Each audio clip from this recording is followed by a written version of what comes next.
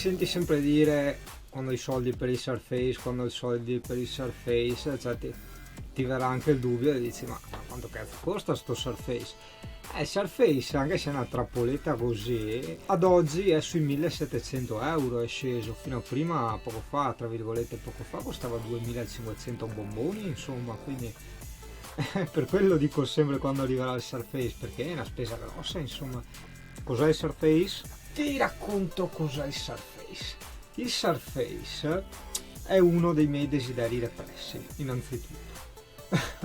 Non so se guardavi l'ispettore Gadget da piccolo, no? Sai che c'era la ragazza biondina che aveva il libro tecnologico elettronico, che lei apriva il libro, aveva una specie di Wikipedia con tutto touch, no?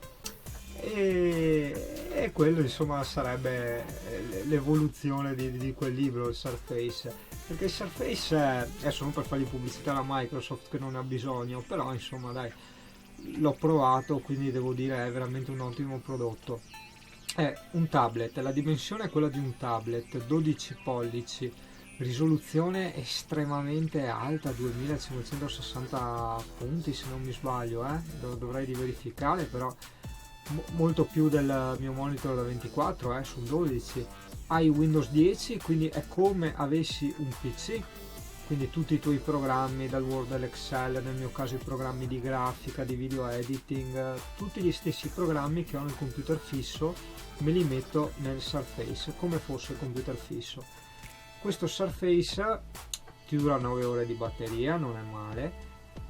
Ha un'altra bella cosa che a me piace molto, a me piace disegnare e comunque anche per quando faccio grafica o altre operazioni l'uso del pennino è una cosa veramente, se non utile, indispensabile, bella, veramente bella. E lì hai il pennino con non mi ricordo quante pressioni, anche perché cos'è? È già mezzanotte, ma non è tanto che è mezzanotte, che ho lavorato al sito tutto il giorno e quindi sono col cervello che non connette più. Comunque hai questo pennino strapreciso con vari livelli di pressione, quando disegni più premi, più vedi calcato, no? Poi a monitor è fantastico, l'ho provato anche quello, non è perfetto al 100%, ossia non è la stessa identica cosa di usare una penna su carta, però diciamo che siamo al 90-95%, insomma. Se tu vai veloce, spiegazzi veloce, può succedere che non ti sta dietro sempre il tratto che hai fatto, no? Come potenza provato, diciamo alla carta, quello che voglio io è un i7, quindi un processore al top con 16 GB di RAM, quindi per essere un portatile o comunque un tablet è una quantità mostruosa. Sono arrivati a questo punto, processore RAM sono gli stessi che ho nel computer fisso. Il disco, anche quello è lo stesso che ho nel computer fisso, è un hard disk a stato solido, 256 giga. Stato solido sono, guarda, in parole proprio povere, grezze, così, è come tu avessi una schedina, una micro SD, invece di avere il disco con i piatti che girano e il laghetto che li sfiora, che è più pericoloso che si rompa, consuma molta ma molta più corrente, non può ricevere botte perché giustamente ti gira a 7200 giri al minuto e se prendi la botta laghetto tocca i piatti, righi tutto e ciao e pesa, vabbè. Diciamo anche quella pesa. Cosa non da meno, velocità nettamente superiore, è tutta un'altra cosa.